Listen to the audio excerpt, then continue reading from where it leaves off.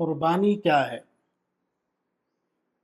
عید اضحیٰ کی قربانی کا ذکر قرآن کی سورۃ الصافات میں آیا ہے۔ متعلق آیات کا ترجمہ یہ ہے: ابراہیم نے کہا، اے میرے رب، مجھے ایک صالح فرزند دے،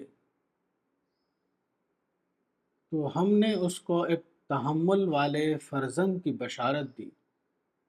پس جب وہ اس کے ساتھ چلنے پھرنے کی عمر کو پہنچا، اس نے کہا، اے میرے بیٹے، میں خواب میں دیکھتا ہوں کہ تم کو ذبح کر رہا ہوں، تو دیکھو کہ تمہاری کیا رائے ہے؟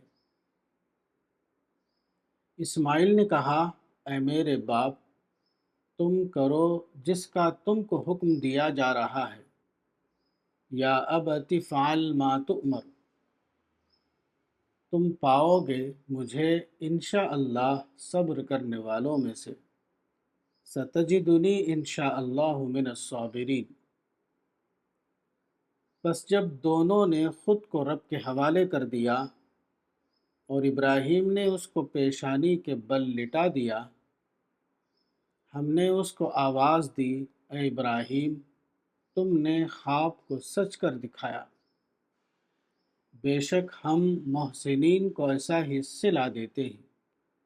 قد صدقت الرؤیا انا کذالک نجزی المحسنین۔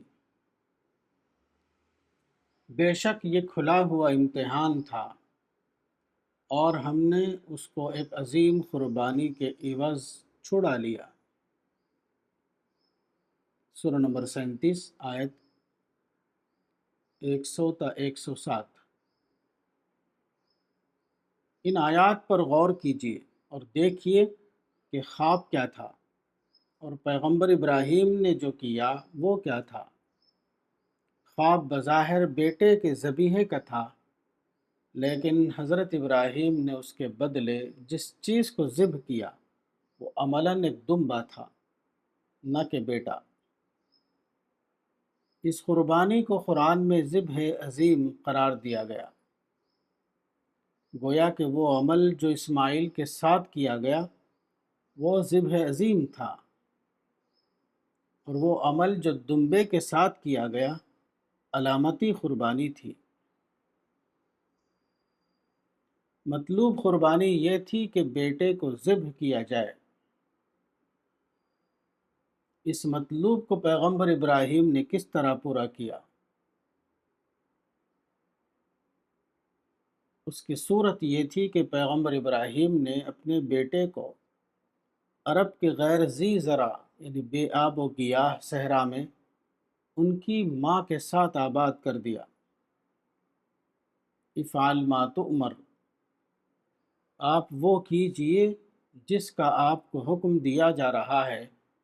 کہ الفاظ سے معلوم ہوتا ہے کہ ابراہیم اور اسماعیل دونوں نے حکم خداوندی کی پوری طرح تعمیل کی، اور وہ تعمیل یہ تھی کہ انہوں نے اسماعیل اور ہاجرہ کو صحرا میں ایک نئی نسل کی تیاری کے لیے وقف کر دیا۔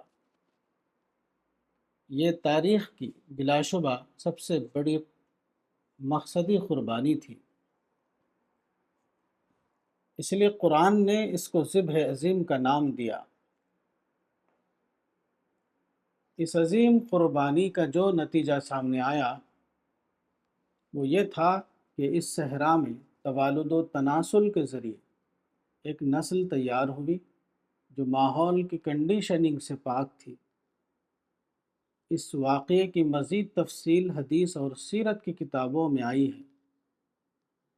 یہی وہ نسل ہے جس میں پیغمبر ابراہیم کے تقریباً 2000 سال کے بعد اصحاب رسول پیدا ہوئے، جنہوں نے عظیم جد و جہد کے ذریعے وہ عالمی انقلاب پیدا کیا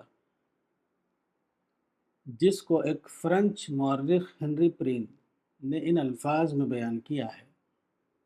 It, Islam, had sufficed to change the face of the globe. Wherever it had passed, the ancient states, which were deeply rooted in the centuries, were overturned as by cyclone. The traditional order of history was overthrown. A History of Europe, London, 1955, page 46. یعنی اسلام نے دنیا کا نقشہ بدل ڈالا۔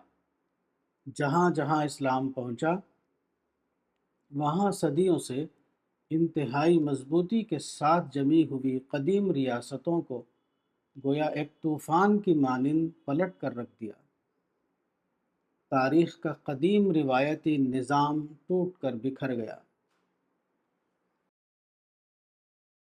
الرسالہ، مارچ تا April 2026، Maulana Wahid uddin Khan, صفحہ number 5۔